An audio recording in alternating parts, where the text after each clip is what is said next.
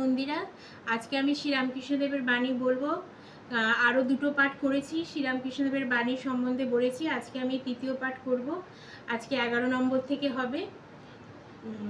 তোমরা ধৈর্য সহকারে শুনবে, আর অবশ্যই সাবস্ক্রাইব, কমেন্ট আর শেয়ার করে দেবে। ঠিক আছে, শুরু করি। 11 নম্বর। সংসার ধর্ম ত্যাগ ছাড়াও ঈশ্বর প্রাপ্তি সম্ভব হবে তা শুধুই ঈশ্বরের প্রতি প্রেম ও নিষ্কাম কর্মের দ্বারা। এই পথ বড়ই কঠিন।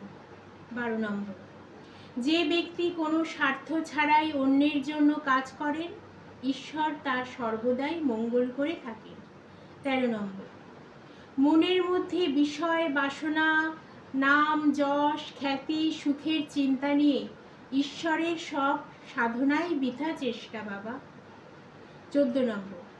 যেমন মুক্ত পেতে হলে ঝিনুকের প্রয়োজন, ঠিক তেমনি পরম ঈশ্বরকে পেতে হলে সৎ কর্ম ও ঈশ্বরের ভক্তির প্রয়োজন।